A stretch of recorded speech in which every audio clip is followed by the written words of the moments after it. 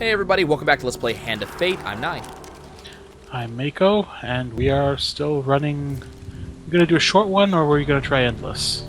There's no point doing short ones at this point. That's true. The few that we need must have. And the only tokens we have available at this point are Warlord, which requires that we have all three pieces of gear. I am not Charity, which requires that we have a lot of food. Nor are you the first or to play. the Priestess, which requires that we have a lot of blessings. So, unfortunately, at this point, just not going to happen. We do get a very early Wandering Minstrels, which is going to give us 2 more blessings, Will of the Gods Useful. and Lizard Eater, which is actually really fantastic. We're going to give them half our gold, and we're going to move on. That's a really great start. We already have 3 blessings. That's a very good start. And then we run straight into a whole bunch of Radman. Yeah. Okay. We were talking about games from our childhood, and I thought of one that I haven't thought of for a long time, which was once again on the list of random Game Boy games that I've had as a kid. And it was, I think it came from my love of Warcraft 2. Now, you may be asking what a DS... Oh, DS. See, that's how ingrained Nintendo is in my head at this point. You may be asking what Warcraft has to do with a Game Boy game. Well, I remember asking... Warcraft was not a game I had. It was a game that my friend had. And, so I wanted it. So I asked my mom to get it. And unfortunately, I didn't have a computer worth a damn to begin with, but also my mom had no idea, obviously. So she got me this weird top-down... I guess it must have been a turn-based strategy game that was like a Warcraft knockoff.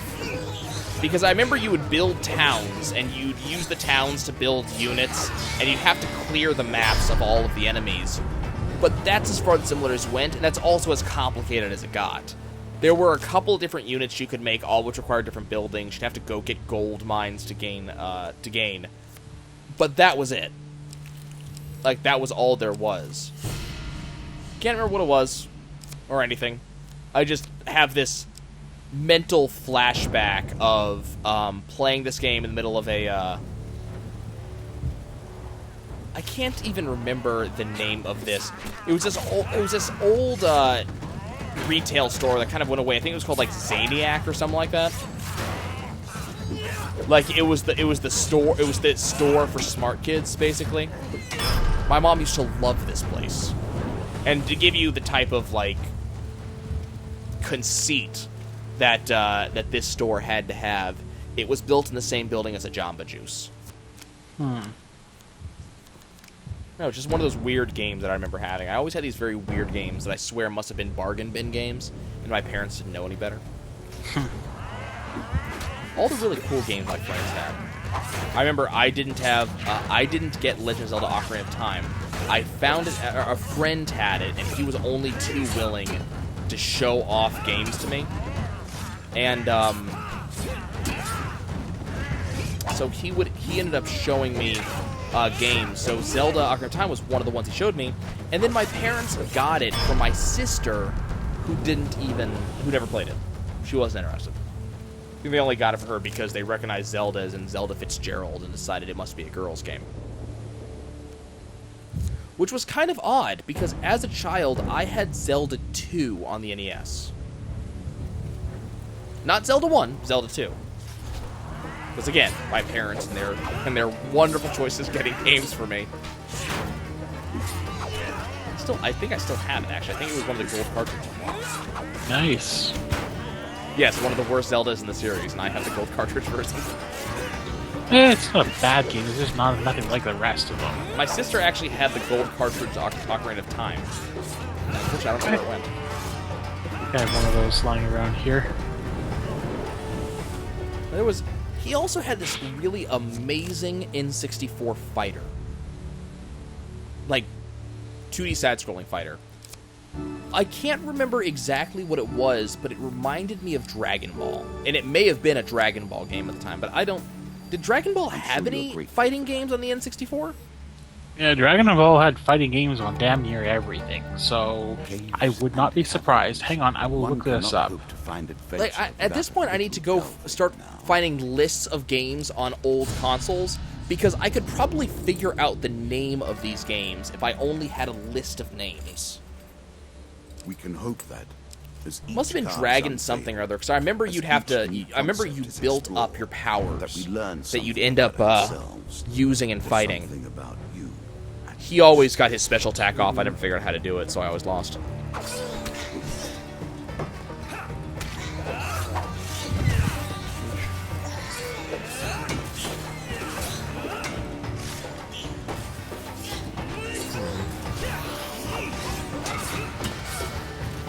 Ow. I can't remember some of these really random old games that I had. I mean, one of my oldest game memories is, as a kid, I had Super Mario World 3 and was terrible at it. I couldn't get past World 1. I had Battle Chess. Did you ever play Battle Chess? I remember Battle Chess. God, if you don't know Battle Chess, that is, if you only ever get one chess game in your life, that should be the one.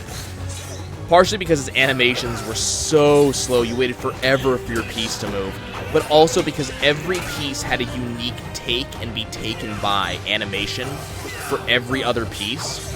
And I'm not talking about, like, they might fall over. I'm talking, like, if Pawn, to give an example, like one of my favorites, I remember this was the pawn. Pawn takes knight? Pawn takes king. Ah. There were ways to arrange that this could happen, because I don't think that you could normally get this to happen unless you were really, really good or really, really bad. But you know, the pawn would basically he'd use it. The pawns were these little sort of knights with little soldiers with pikes and Squires. The pawn would basically like disarm the king, steal the crown, stick it with the end of his pike, stick it on his own head, and just So laugh careless with hysterically. your resources. Well, keep in mind, that is also game over. Like, Yeah. the pawn just won the game. There's an Do I want example. Plunder's Ring or Oracle's Diadem? There's an example where like the rooks were like big old golems, and rook taking queen. The queen would try to use magic on the rook. The rook would laugh it off, grab the queen, crumple her into a little ball, and eat her. Well, my favorite was actually generally king takes. Because remember, it's very rare to take a piece with a king. You had to do some really good work to get that to happen.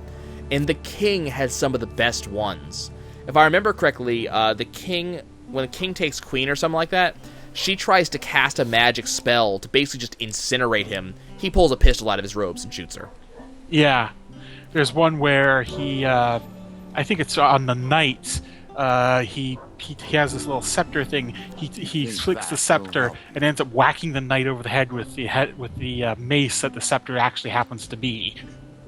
See, if I think that maybe for pawn takes knight, the pawn hits the knight on the foot with his pike, then kicks. I think maybe he kicks the knight between the legs, and then the knight goes down that way or something like that. Yeah. It had just like the silliest. Ooh. Let's go ahead and pick that up.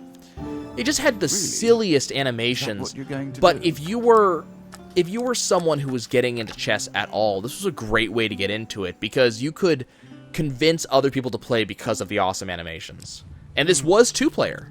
You could play up to 2 people together, and that was a huge deal back in the day.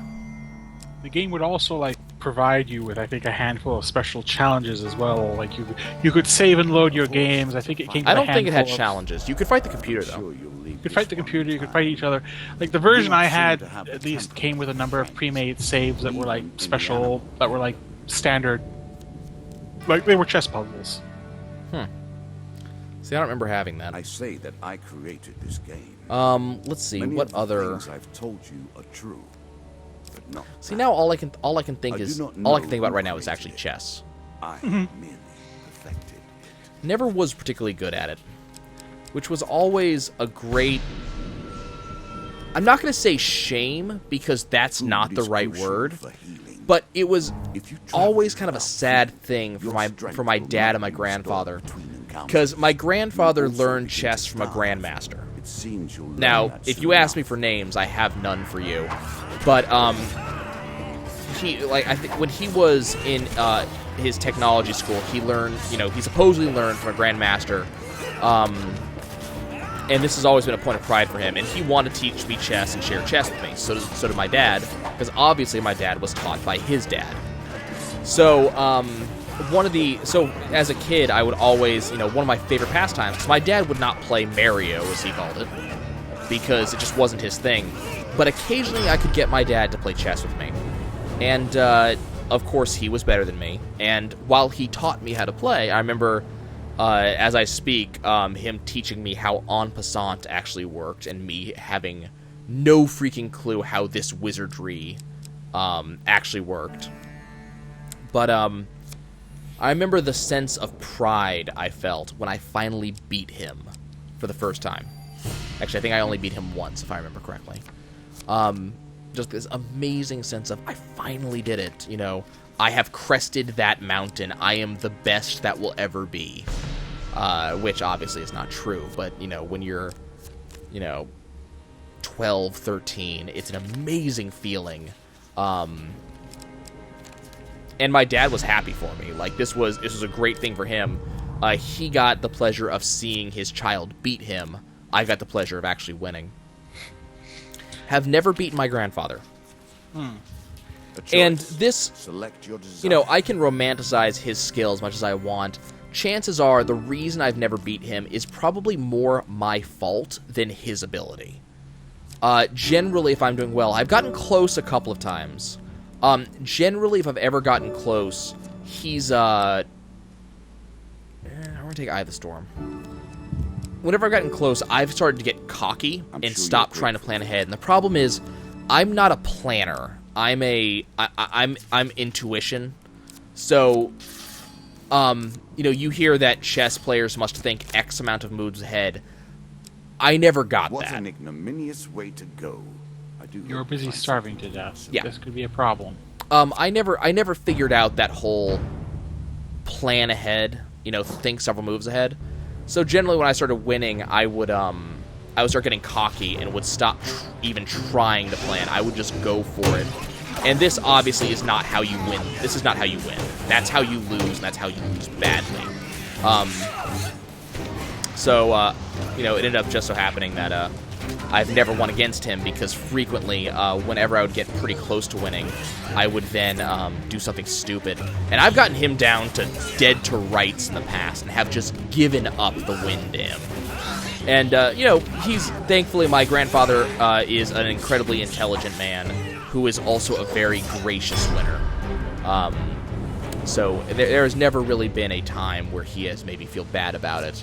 And generally he tries to take a point to teach me, and generally then I am not such a happy person. I don't care to learn. But it's just one of those things.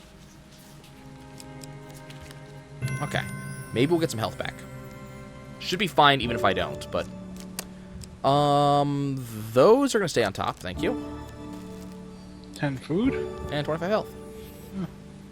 Unfortunately, I lost a lot of gold because of the health gain. I'm currently running a annoying curse that says that if I gain health, I lose money. You are next to almost entirely skint at this point. Yeah, I've got really nothing. See, now I'm remembering... Okay, apparently this series of episodes is memorylane.deck, so I apologize to anybody that annoys. There's nothing I can do about it. One of my childhood friends, his family... Did you just sell your only weapon? No. No, I'm using the Blood Crescent. Oh. I sold a sword. One of my childhood friends, his family... I never figured out how this happened. I never really followed up on it. His family came into an awful lot of money. I never figured out quite how. But, they gained a lot of money. And they bought what I can only describe as a mansion. Almost Hollywood-esque. And it had its own, like, indoor theater, personal theater, including a popcorn machine. They had their own pool in the backyard. It was on Cheyenne Mountain, the Broadmoor, so it was kind of a big deal. Had its own indoor elevator, which fascinated me. He had all the coolest games. I mean, it was, you know, this guy, he was the cream of the crop. He was a big deal. And even though he and I did not go to school with each other anymore, for a variety of reasons, I will give you bread. And he gives me equipment. Golden Ring of Pain. Lovely. It's worthless right now, but... So he and I didn't go to school with each other anymore, because I had changed schools, but my family was still friends with his family. So one day we went up there for July 4th. And, oh well, we're gonna take some damage here. Oh, I lost my eye of the storm, took some damage. Oh well. One July 4th, we went up to his house, and he had all the coolest stuff. So he had, he had a PS2 when I didn't. And, he had some Dragon Ball Z game, I don't know, it was a side-by-side fighter. He could make Goku teleport, and I couldn't. This was his way of showing off, I'm sure. But, he also had... I remember he had a Game Boy that had some sort of Simpsons game that we were fascinated with. You played as Bart, and you were in... Or maybe it was Homer, and you were in some sort of boxing ring. That's all I remember. But what really grabs my attention back then, I've always wanted to see this again, to see if it was really as weird as I remember. His brother decided to show us something that he really shouldn't have shown a bunch of prepubescent boys. But he decided to pull out an anime that I can't say was pornography because it didn't go far enough. Roaming ever forward, hunting for the truth. I was going to say that could actually be quite a lot of different things. So I can describe it. I know the details. I just don't know the name. A couple of years ago, someone gave me the name, but I didn't write it down. I have no idea how to find it again. Let's see how you So from what I remember, Mako, you may even, for all I know, you might even know the name, or you might even know this one. Possible. So you have a girl. She's probably like 12 or 13. Her dad is an archaeologist. And somewhere in Japan, he finds this weird, I'm trying to think of what to describe it. Like this weird tribal statue, which had, I think, like 2 red gems and something like that. So she messed with it. I think she decided to take the statues off.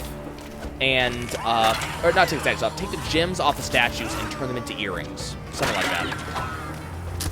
And, doing so summoned this weird spirit boy, who was also, according to the statue and according to her dad, who was making an exhibit out of this, apparently the spirit boy was like a demon who was fated to end the world, something like that.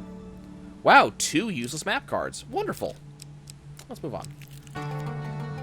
And by putting on the earrings, she would channel, like, the earth spirit, which would allow her to beat him. So I remember that, the reason she knew about this was this extremely pervy old man who's very much like a very tribal-style outfit, including a codpiece. And a running joke was that the codpiece would pierce her panties, she would try to say something, and he would hush her. You never see anything, but it was a complete running gag. There was a boy in her class who was fascinated with her, and you'd occasionally see his eyes turned into breasts, complete with nipples. Like, that level of goofy.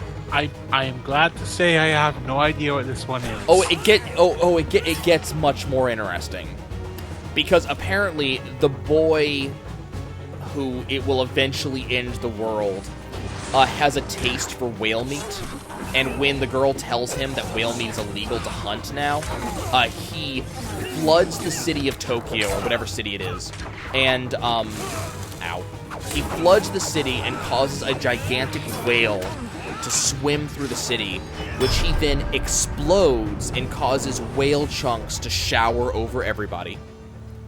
And this must have been like an OVA or something, because I remember there being like maybe 4 episodes of it.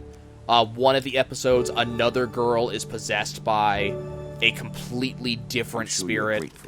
I'm not going to describe how she summons a spirit, but let's just say it's interesting. Games aren't designed, not in the way. And I can't remember what this was, and I only want to see it to see if it's as goofy as I remember seeing They it. I remember it evolve being. around the players who flow through. Because it was all like The things over they your now head become part of our references to firmament. sex without So who is the true usually getting directly into it. I don't know. Someone told me what it was once upon a time, and I've always wanted to go back and look at it, but I didn't. I'm I sure didn't get someone in the details. comments will be able to identify it. I'm curious, actually. I really am. There's a lot of weird I was stuff just, like that. you know, it's tickling the back in my head, but I don't think I've actually seen this. Well, the other way back when I was a kid one. Now I know what this is called, but I've never been able to find a copy of it. Is a movie called Eyes of Mars. Did you ever hear about this one? I think you mentioned this one. I might have. Didn't get much of a following, because it was a commissioned movie by Japan to bring awareness to environmental issues. Yes, I think I've heard of this one. So, I only remember this movie because of how odd it was and how disjointed it was. It takes place on Mars, and you're following, I believe it's 2 sisters, or 2 twins, something like that. One is snooty, and she's, she's the adopted daughter of the mayor of Mars, and yada, yada, yada, blah, blah, blah. The other... Oh, boy, I got a mace. sure Ooh. that's the right approach? Let's see. Desert of the Damned, Devil's Wagers up. We're in trouble. The other is in a... What is it? She's in a, like an orphanage for witches. Something like that. And, she's eventually called upon by, like, something called the Messenger, which tells her that she's gonna have to lead the people, some nonsense like that. And it turns out there's some sort of environmental problems building on Mars. Would you stop giving me health when I can't gain health? Thank you, I appreciate it. Barely enough left to feed a mouse. Why'd I At do this that? rate, you may end up as food for them. Yeah, it's not happening. Eventually, Mars comes into environmental issues, so they decide to build a gigantic ark to leave Mars, but only the rich can get onto the ark, which is a problem because, like, 80% of the population isn't rich. Turns out, and the Word so often. the girl witch knew this. She learned this from the messenger. Turns out the ark is too large to take off, You're still and it's her job to try to stop it, which obviously she can't do because that would spoil the story. The ark tries to take off. It breaks one of the domes of Mars, which proceeds to, I guess, result in explosive decompression, something like that. Literally kills everybody. For a life.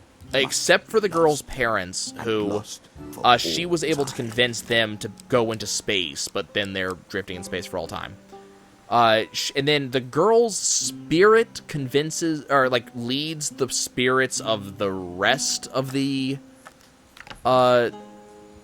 people of Mars that died to Earth, where, as far as I was ever able to tell, they possess the souls of the cavemen and take over, and thus are our ancestors. Huh. Yeah. I don't have anything quite so strange. Sort of looking over on my shelf. One of the ones I have that not a lot of people seem to know about. Ever heard of Trouble Chocolate? No. Okay, it's a sort of semi-humorous slice of life-ish sort of thing, taking place in the strangely named Microgrand Academy. There's a guy who is obsessed with food. It's about the only thing he cares about. Sounds about right. And he's studying under this formerly world-famous magician. And he gets his hands on some really, really, really old chocolate. And it doesn't have the effect that you think it would. Instead of making him violently ill, as it probably should have, he gets drunk. Blind, stinking drunk like you ain't never seen before. And somehow, and they don't know quite how, he manages to bring to life this doll by imbuing it with a spirit. Like Okay. this is a super high level summoning spell that that his master couldn't pull off. Sounds about right. And the spirit has like a crush on him and all that. He's not interested, and it just covers the various weird things that happen thereafter. There doesn't seem to be any sort of long-term plot, at least not from the episodes I saw. But it's just sort of, it's driven very much by the characters and the goings-on at the school. Sounds about right. I can't say I've necessarily seen similar things, but that seems like a kind of archetypical plot. Like, I have a handful, like, of all the mech-based anime, my favorite remains Patlabor. Not a clue. Really?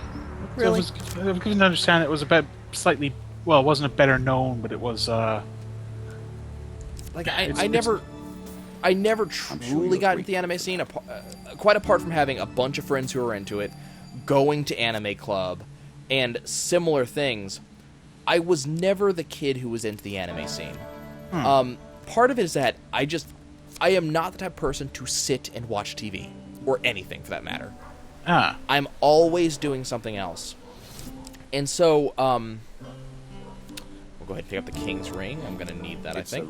See, I like anime, or I liked anime. I don't like most of the modern stuff, but I like a lot of the older stuff. Patlabor is one of my favorites. It's a police procedural with giant robots. Sounds about right. And probably the most realistic excuse for why there are giant robots in that world. They are essentially offshoots of they're essentially offshoots of construction equipment. They were construction equipment was essentially built up and up, and eventually it became sort of very mecha-like, and that started causing people. You get anything like that, people are going to start misusing it. Yeah.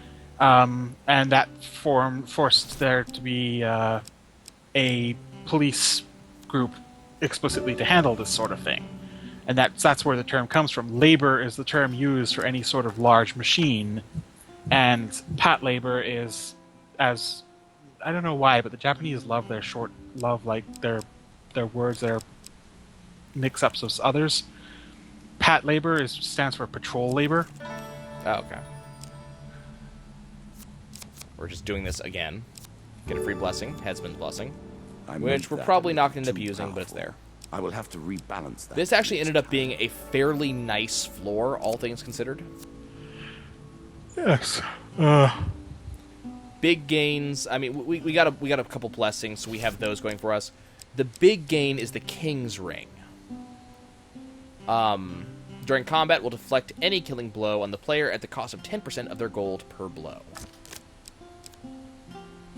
No effect at 0. We're going to pick up a couple of these other rings with the hope that I will be able to get rid of Blighted on the next floor and then start gaining health back again. We're really going to need to do something about this max health problem. Yeah, you're not in good condition. Well, remember, right now, at least in combat, I'm basically unable to be killed without some serious effort on the part of the opponents. So, keep in mind, that is, that would be a really broken skill if you had, like, mercenary contract on you. I don't know why you call it mercenary contract in particular. Mercenary contract lets you get. I mean, I know what it does, but remember, it's a very limited use. It only gets 5 uses total. It only gets 5 uses total, but what I'm saying is mercenary contract lets you beat money out of people. More than anything. 10% of it. Yeah, that's absolutely true. I was going to say, like you get healer? Where's the that. traveling healer? Okay, let's get rid of some curses. Oracle, no thank you. Let's go talk to the healer. Okay. Blighted, I should be able to get rid of. I'm not sure about the other curse-ish that we have, but Blighted should be able to get rid of. Blighted should be your number 1 priority, really. Yeah. Well, okay, Blighted's gone. We're also going to get rid of Corrupt Healers, because I would rather not lose money when I heal myself. And we are going to do a quick heal. Do that twice, I guess. I really, as a kid, I wanted to be into anime because all my friends were, but it wasn't a thing that happened, you know. That's I'm having deja vu. I think we've had this discussion before. I think we have. Because I'm peering over at my shelf. I like stuff that's not hard to find, but not necessarily mainstream either. Like Utna is a very favorite of mine. But at the same time, I love Slayers. There's only a couple that I ever ended up actually putting time in and watching. Love Hina was a personal favorite of mine, but then again, I'm a little bit of the hopeless romantic type, so I liked it for the sake of what it was. Cowboy Bebop, Trigun, kind of like all the basics. Outlaw Star was always one of my biggest favorites. Outlaw Star is also a favorite. There's also some that I preferred the manga to.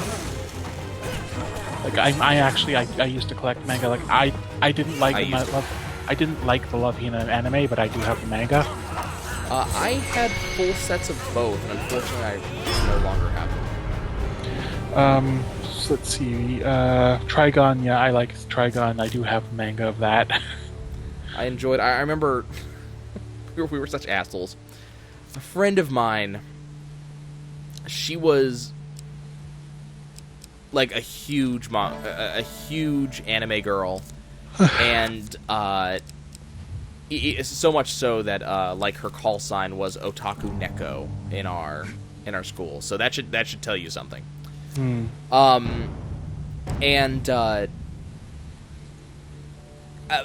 At some point, she was kind of sweet on me, and I was a dumbass and didn't pick up on it, even though I had a crush on her, and made some profoundly silly choices when it came with who I was willing to spend my time with, and I unfortunately declined her when she admitted these feelings, which, hindsight being what it is, I now know that was probably one of the stupidest things I could have done.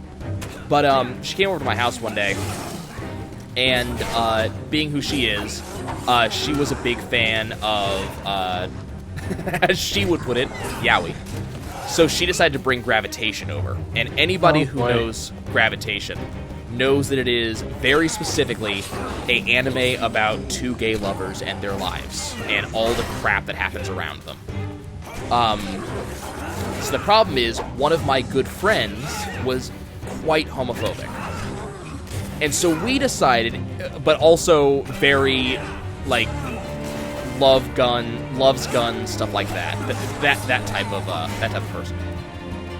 So we decided it would be fun to play a trick on him, because he had seen. We let him know what this anime had in it. So he was wisely staying out of the room as she and I watched the first couple of episodes, because I was curious if it was any good.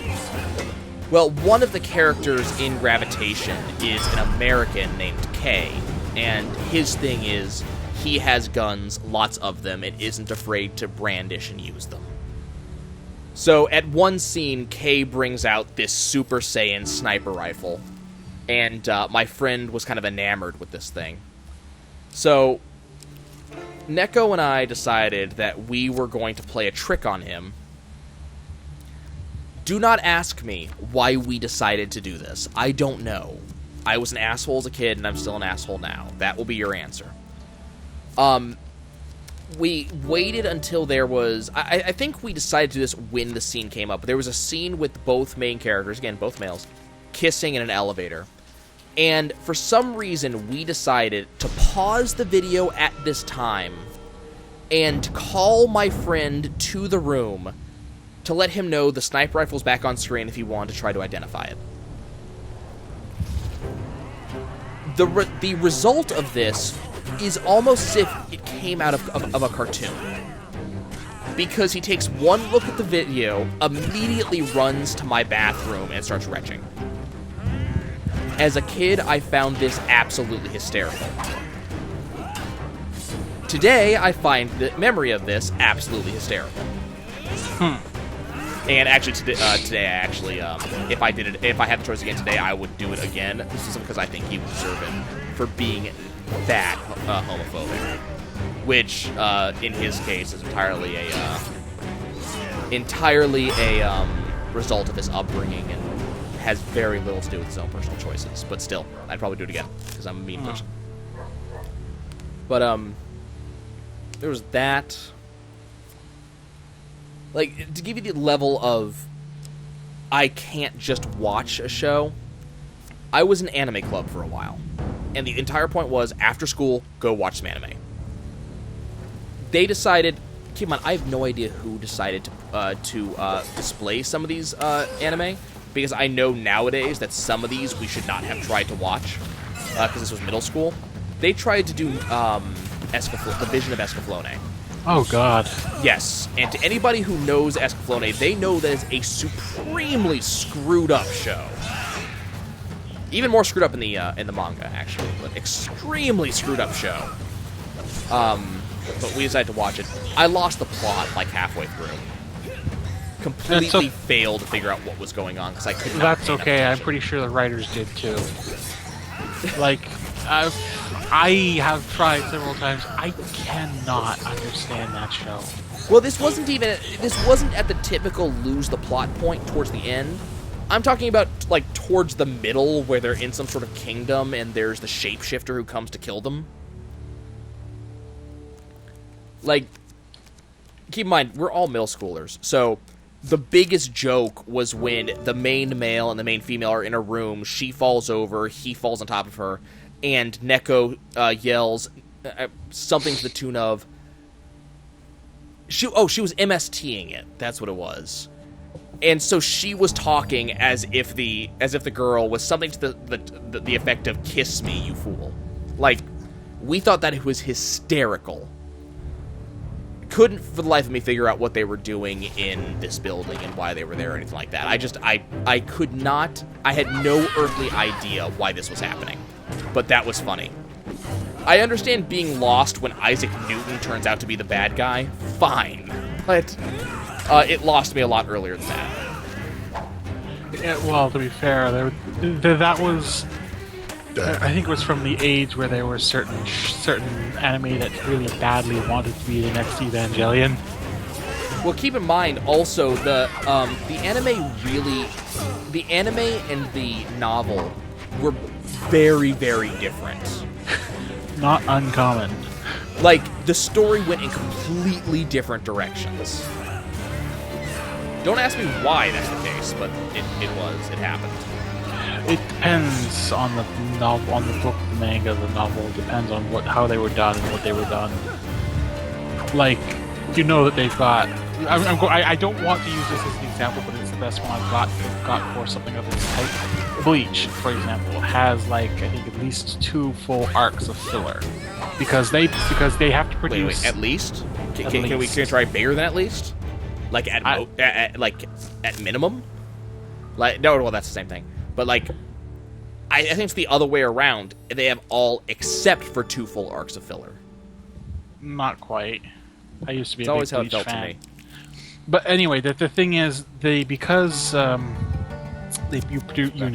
need to produce a lot more anime quite quicker because of the way seasons and all that. They outpaced the manga repeatedly, which is why there was always so much crap just going on. Here's the exit right here. That's kind of weird. Huh. I wonder... Sail away. I mean, See that's... what you will find. Yeah, I can understand that, but the other thing is, you're talking about a Shonen Jump anime. They all do that, and it has nothing to do with their content. It's their creator, or not the creator, but it's the source material. All Shonen Jump series do the they all do the filler thing. Like, it's all of them. Go look. Dragon Ball Z. Dragon Ball was originally Shonen Jump, if I'm correct about that. I think I am. Dragon Ball Z did it. Bleach did it. Naruto does it. What else are major Shonen Jump animes? I'm trying to remember. Well, no, that's not a One Piece. No, One Piece is one. Yes, One Piece is one of them. Or if it's not One Piece, then it's if One Piece isn't Shonen Jump, it's the sister to Shonen Jump, the other one. I can't remember the name of that one.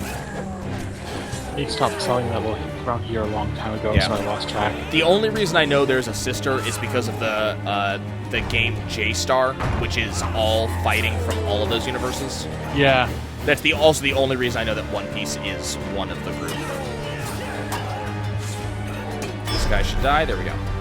But what else? What other? I can't remember. But it's like a lot of those animes. The reason I can't watch them is they lose the freaking plot, and it drives me goddamn nuts. This is why I like some stuff like Slayers. It has a set length. It has, occasionally it has, monster of the week kind of things, but it's leading towards something, and something, it gets to the end and then it stops. Well, I mean, I've mentioned a couple of times that I'm sure you're grateful. the only I can't watch anime past 26 episodes, one full season most of the time. Just because I can't stand it. It just seems to be so bad. By the way, Token in it for you if you win. take your 30 or more food. Give 30 food. Oh, you are... Oh, you God. son of a bitch. Come on. Damn it. Fine, he gave me a blessing. Very nice. I didn't realize that he'd give me a second set of options on how much food to give him. Otherwise, I would have waited. But I thought 30 or more food would be all of the options I had. Long and hard to make that particularly Annoying. painful. But, Ingenious. I can't watch anything past that. And there are some anime I know that, honestly fill in their, Like, for example, Outlaw Star, which we already spoke of. I think they do a very good job of it because, yes, it has... I think I call it maybe one episode of filler, but that one episode, at the very least, gave at least one major plot point that led to the end of the anime. Now, it may have only been one, but it at least had one. Okay, do we have all the pieces we need? I think we're missing the sword still. Because I know I have the head, I know I have the shield, so we're missing the sword. Okay, guys, well, that's going to be it for us. When we come back, we're going to go across this level and hopefully get the sword before we have to go to Warlord 3. We'll see you soon.